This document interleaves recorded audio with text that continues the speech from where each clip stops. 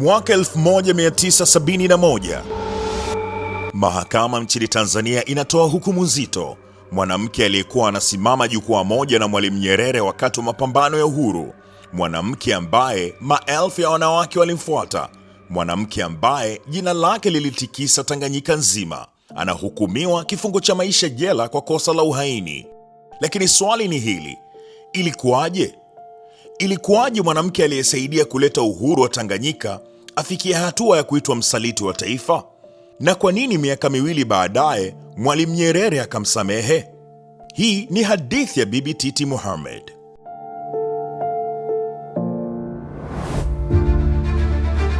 Nipo katika barabara ya Bibi Titi Mohamed hapa jijini Dar es Salaam.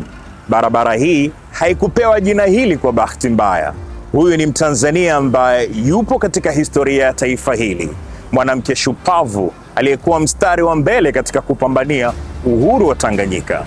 Bibi Titi Mohamed alishawishi wanawake wengi kujiunga na chama cha TANU, chama ambacho kilipambana kuuleta uhuru wa Tanganyika. Bibi Titi Mohamed, jina lake halijapotea na halitasahaulika, linaishi mpaka leo, na ndio maana linaendelea kuwepo katika maeneo mbalimbali ikiwemo barabara hii ya Bibi Titi Mohamed hapa Dar es Salaam.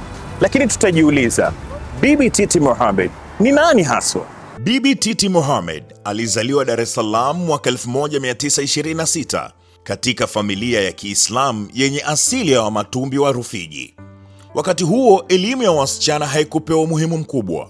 Kwa mujibu wa simulizi zake, baba yake hakutaka ampeleke shule kwa hofu ya kupoteza imani yake ya Kiislamu. Baada ya baba yake kufariki, mama yake akaona elimu ni muhimu, na ndipo Bibi Titi akapata nafasi ya kusoma kwa kiwango kidogo. Lakini hakuna aliyejua kuwa msichana huyo angekuja kuwa mmoja wa wanawake maarufu zaidi katika historia ya Tanzania. Nilimuuliza Mzee Mohamed, huyu ni bingwa wa historia hapa Tanzania. Nilitaka kujua Bibi Titi Mohamed alikuwa mtu wa aina gani? Bibi Titi bwana hana mfanowe. Bibi Titi hana mfanowe. Ukikutana naye mara moja tu ataishi kwenye kichwa chako mpaka maisha yako yote yamalizike. Mimi nilikuwa naandika kitabu cha Abu Sykes, historia ya TANU, uhuru wa Tanganyika. TANU ilikuwa na wasemaji watatu mabingwa wa kuzungumza. Waingereza wanaita orators. Wa kwanza alikuwa Sheikh Suleiman Takadiri. Yeye alikuwa anafungua mkutano na kumjulisha Mwalimu Nyerere kwa Watanganyika. Mwalimu alikuwa siku zile hiyo tuzungumzia 54, hakuna mtu anamjua. Atamudeza. Alafu watapandishwa Bibi Titi. Akishuka Bibi Titi anakuja Nyerere. Hiyo mpaka uhuru unapatikana. Kama tapo tu. Sio utakumjua Bibi Titi wewe? Huyo ndio Bibi Titi. Unauliza elimu yake. Kasoma siku zile kiitwa Girls School, Kichwele Girls School. Sasa inaitwa Uhuru. Kasoma mpaka darasa la 4 na kasoma Qur'ani madrasa. Lakini kuongozea zaidi ni kuwa katika utu uzima wake sasa yeye alikuwa ni kadiria. Sio kadiria unawajua. Sasa kwa muktasari, huyo ndio Bibi Titi. Lakini kubwa zaidi ni kuwa Bibi Titi ndio alifungua ule mlango wazi. Akina mama wote ambao walikuwa wanakaa jikoni kupika na kurudi jikoni, akawatoa uwani kuwaleta barazani na kwenye viwanja vya mikutano Mnazi Mmoja pale, kuiunga mkono TANU na kupigania uhuru wa Tanganyika. Mwaka 1950, Tanganyika bado ikiwa chini ya Waingereza, Mwalimu Nyerere anaanza kuijenga TANU. Lakini kulikuwa na tatizo moja. TANU ilihitaji kuwafikia wananchi wa kawaida, na hapo ndipo Bibi Titi akaingia. Inasemekana alikuwa na uwezo wa kuzungumza na kushawishi watu, tena kwa namna ya kipekee. Aliingia masokoni, aliingia mitaani, aliingia kwenye vikundi vya wanawake, na ndani ya muda mfupi akaingiza maelfu ya wanawake TANU. Katika miezi michache pekee, idadi kubwa zaidi ya wanawake waliunganishwa kwenye harakati za TANU kupitia juhudi zake Bibi Titi Mohamed, na kwa mara ya kwanza wanawake wakawa nguvu kubwa ya siasa Tanganyika. Mzee Mohamed anatueleza namna Bibi Titi alivyokuwa na kipaji cha uzungumzaji na ushawishi kwa wananchi. Kipaji chake cha kuzungumza na kile Kiswahili anachozungumza, afu na yale maneno ambayo alikuwa anazungumza. Bibi Titi alikuwa anazungumza lugha ambayo mwananchi yoyote wa Tanganyika ataielewa. Bibi Titi atasema, tunaambia Waingereza hawa waondoke, watupe nchi yetu. Hawajui kutakiwa hawa. Hatukutakini, si muondoke. Mnatungangania nini nyinyi? Hamna nchi nyinyi. Lugha kila mtu anaelewa. Sasa fikiria, huyu wakati ule ni msichana wa miaka 28. Msichana mdogo. Kasema siku za mwanzo, anasema pale kavaa na baibui lake la ukaya. Haya mambo hajapata kuonekana haya. Na habari zinaenea, zinakwenda. Ikawa kila mahali unapotaka kuanzisha chama cha TANU. Tabora alikwenda Bibi Titi. Kuna Bibi Titi na Nyerere. Akazungumza Titi, akazungumza Nyerere. Tena wakati huo pale hakuna chama cha TANU hasa, kulikuwa na klabu ya mpira tu. Lakini watu walijazana namna hiyo usiku. Nayo iko picha, nitakurushia, nitakuonyesha. Tanga, wanasema Tanga, mkutano ule alikuja Bibi Titi, tangamano na Nyerere, haujapata kuonekana. Hawajapata kuonekana watu wa Tanga wamejazana tangamano kwa kiasi kile. Wote wanakwenda kumsikiliza Bibi Titi. Sikwambii uko Bukoba huko. Kokote alipokwenda Bibi Titi alikuwa anajaza uwanja. Na sisemi kwa mwalimu alikuwa hajaza uwanja, lakini mwalimu alikuwa anajihisi hajakamilika kama Bibi Titi hayupo. Aba Sykes kasoma King's College Budo. Kasoma darasa moja na mfalme Kabaka Mutesa wa Buganda. Unamjua Kabaka Mutesa wa Buganda?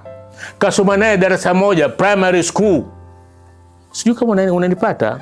Enzi hizo, na naamini Aba Sykes ndo mtoto peke yake kutoka Tanganyika ambaye babake alimpeleka kusoma King's College. King's College kwa Budo shule kubwa. Mimi kanalisema mwenyewe mzee Aba Sykes. Anasema sisi tuko chini ya jukwaa. Mimi, Titi, mwalimu na jamaa wengine tunangoja mkutano. Mkujuzi na zinakwenda vibwanga, nyimbo na nini. Youth League na wakati wa Battle Group wanahamasisha watu wajaze uwanja.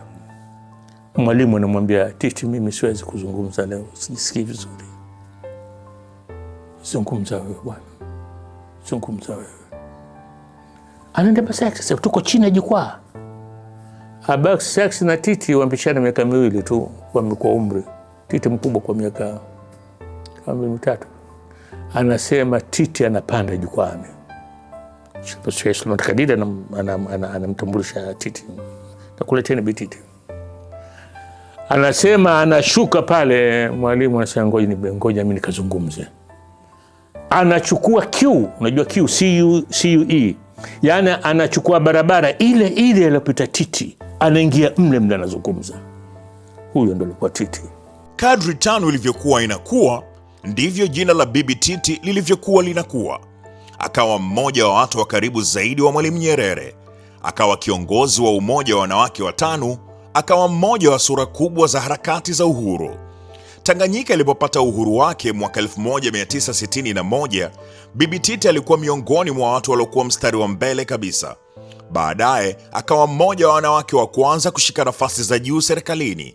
Kwa wengi ilionekana safari yake ilikuwa ndio inaanza, lakini historia ilikuwa na mpango mwingine kabisa. Lakini utajiuliza, Mwalimu Nyerere alifahamiana vipi na Bibi Titi? Hapo ndipo jina la Abdulwahid Kleist Sykes linapojitokeza. Siasa za TANU, tukianzia taa, zilikuwa nyumbani kwa Abdulwahid Kleist Sykes. Nyumba yake ilikuwa mtaa wa Agre na Sekukuu kwenye kona. Hiyo nyumba sasa hivi haipo. Sasa hivi pale akina Sykes wenyewe wamejenga ghorofa kama 5 hivi. Ni apartments na maofisi. Pale ndio ilipokuwa nyumba ya Abu Sykes. Pale ndio mikutano yote ya siri toka enzi za Msidi wanataka kufanya TANU. Hata Nyerere hajakuja Dar es Salaam. Nyerere amekuja Dar es Salaam 52. Joseph Kasela Bantu alikuwa katika viongozi wa taa wakati huo, akampeleka kumjulisha kwa Abu Sykes nyumbani kwake pale. Nyerere kaingia kwenye taa, Abdulsalam kwa kiongozi, kachaguliwa rais. Sasa wanakimbilia kuunda chama cha TANU. Mikutano ya siri yote ilikuwa inafanyika nyumbani kwa Abu Sykes yote. Lakini mwaka wa 54 mara tu baada ya kufanya kuunda chama cha TANU, alikuja Mwingereza mmoja hapa anaitwa John Hatch, nacho kitabu chake nyuma hapa, John Hatch. Akahutubia mkutano Mnazi Mmoja. Mkalimani wake walikuwa wawili kama watatu, alikuwa Ali Munyitambwe, Oscar Kambona na nani huyu Stephen Muhando. Stephen Muhando alikuwa wakimwita Mwingereza wao, alikuwa bingwa alikuwa Kiingereza. Stephen Muhando alikuwa mwalimu. Sasa natizama pale Junaacha tizali mitaa mikutano ile, anaomejizana wanaume watupu kwenye dhifa. Sasa anatoglo pale, wakamfanya zamani, wakishafanya shughuli lazima wafanye dhifa.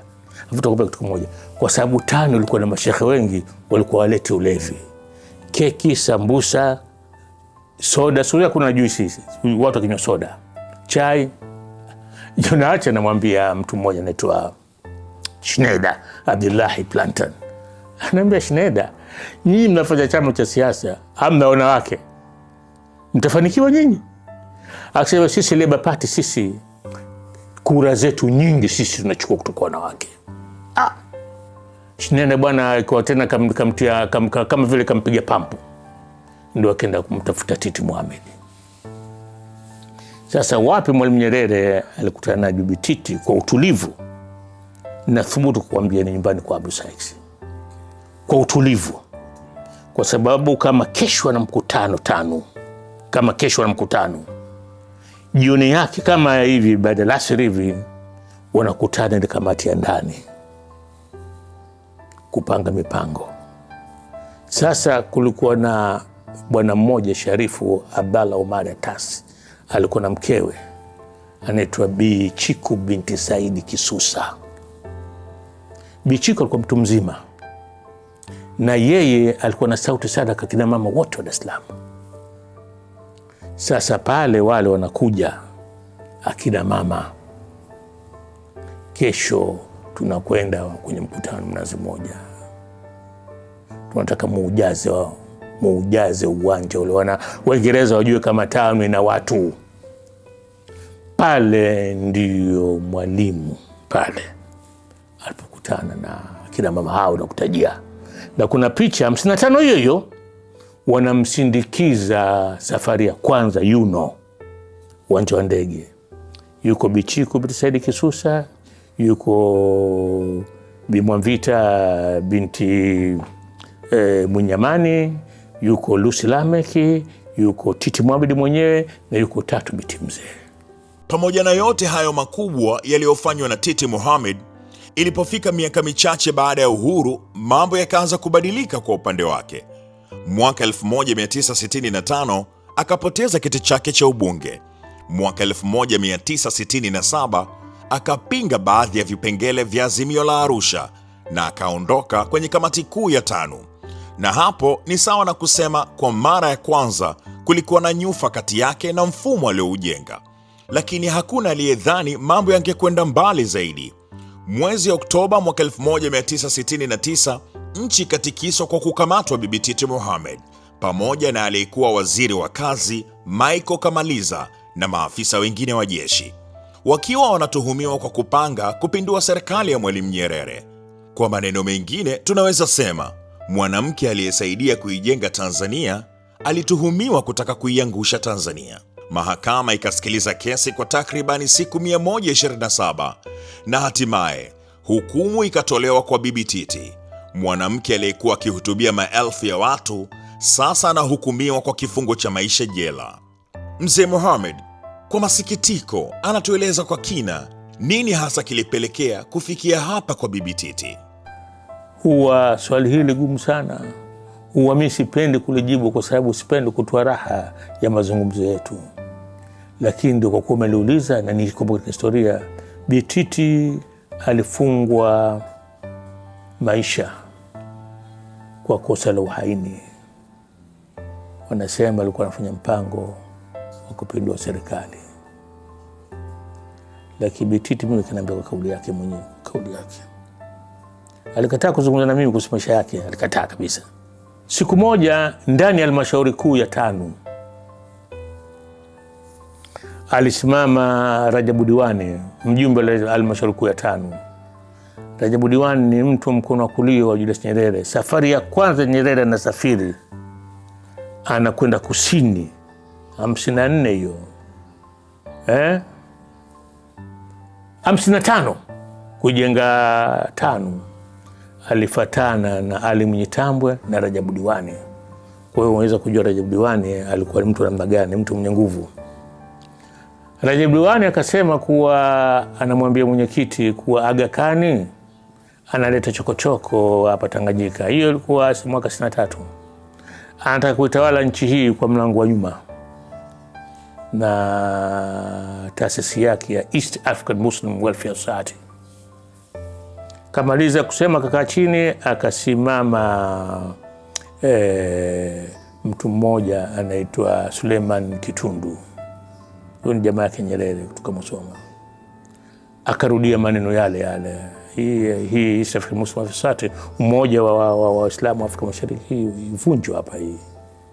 Titi akasimama akisema, nini mvunje East African Muslim Welfare Society?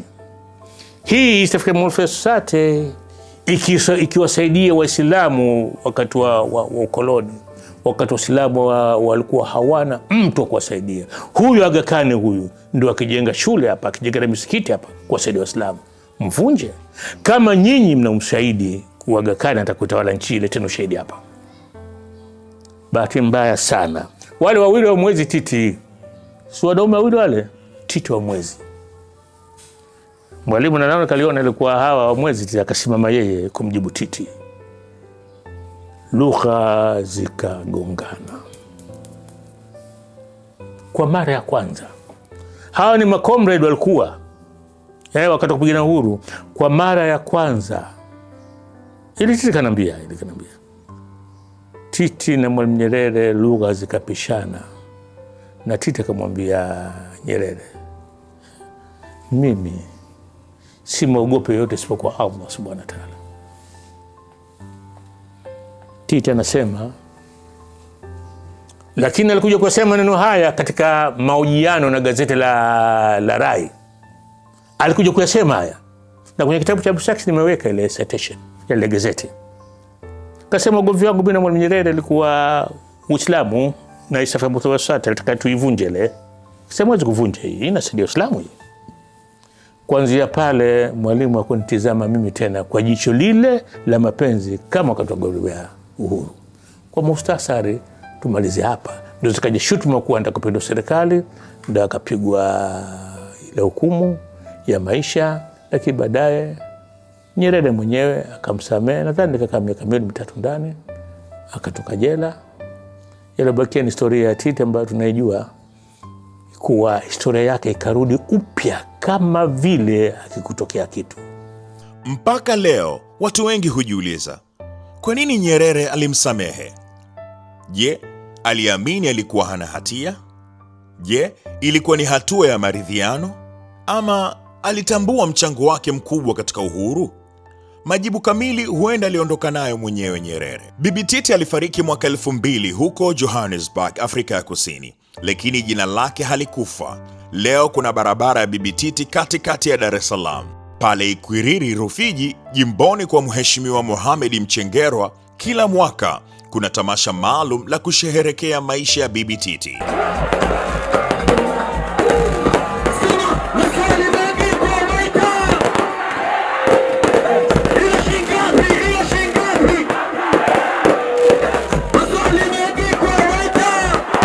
Ukenda Ikwiriri wakati wa Titi's Festival, mji mzima unasimama ule.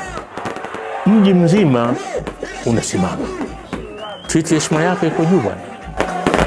Ikumbukwe inatoa shukrani za dhati kwa mzee wetu Mohamed kwa kukubali kuzungumza nami, na katika kutoa shukrani zangu nilimzawadia mzee Mohamed saa yangu ili iwe ukumbusho kwake.